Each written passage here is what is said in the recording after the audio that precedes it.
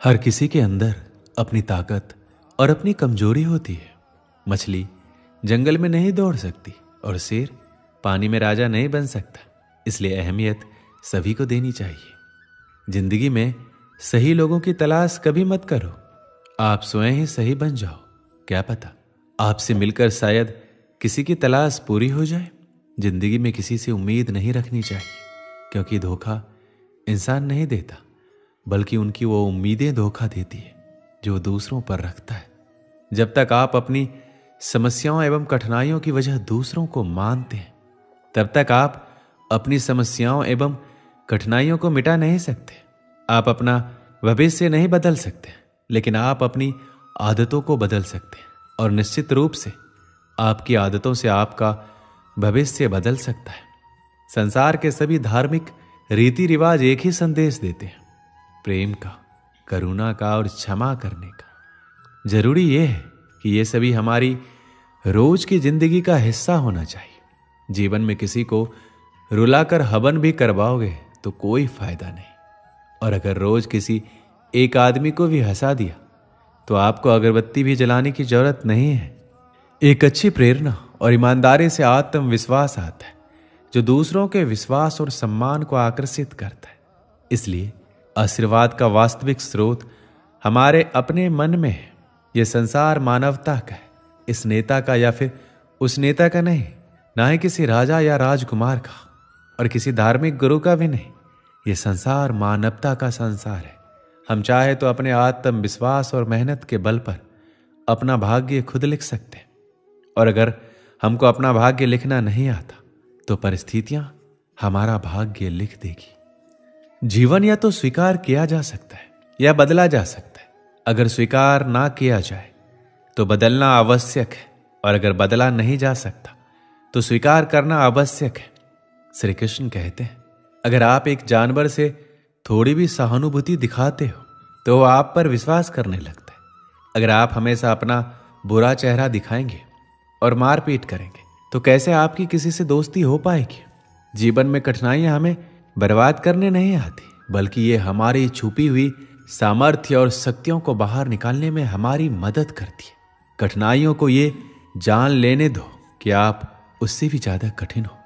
श्री कृष्ण कहते हैं, अगर आपको मेरी तरह बांटने की शक्ति के बारे में पता होता तो आप कभी भी बिना बांटे हुए भोजन नहीं करते।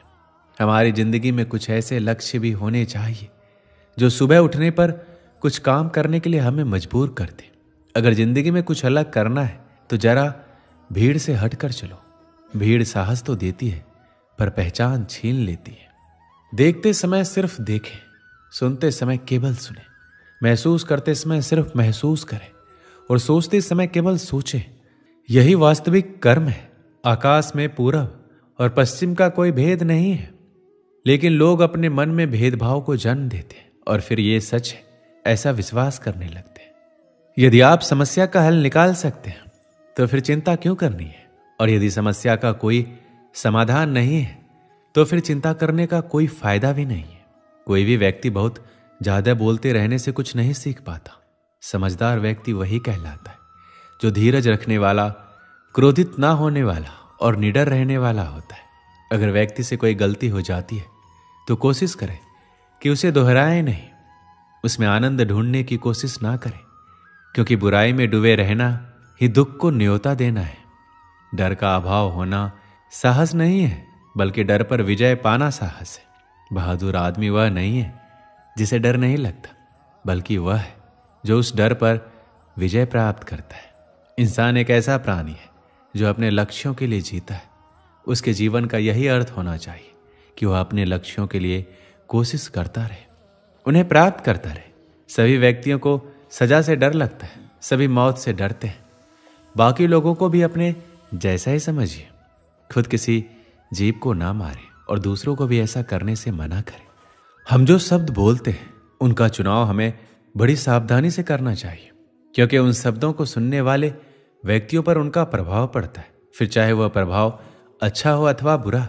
अगर हमें अपने सफलता के रास्ते पर निराशा हाथ लगती है, इसका मतलब ये नहीं है कि हम कोशिश करना छोड़ दें, क्योंकि हर निराशा और असफलता के पीछे ही सफलता छिपी होती है। कोई काम शुरू करने से पहले स्वयं से 3 सवाल कीजिए।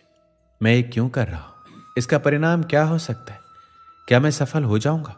और जब गहराई से सोचने पर इन 3 प्रश्नों के संतोषजनक उत्तर मिल जाए तभी आगे बढ़िए। अगर आपको अच्छा साथी ना मिले तो अकेले चले, उस हाथी की तरह जो कि अकेले ही जंगल में घूमता है। अकेले रहना कहीं अच्छा है, बजाय उन लोगों के साथ जो कि आपकी प्रगति में बाधा बनते हैं। जिस तरह से लापरवाह रहने पर घास जैसी नरम चीज की धार भी हाथ को घायल कर सकती है, उसी तरह से धर्म के असली स्वरूप को पहचानने में हुई गलती आपको नरक के दरवाजे तक पहुंचा सकती है।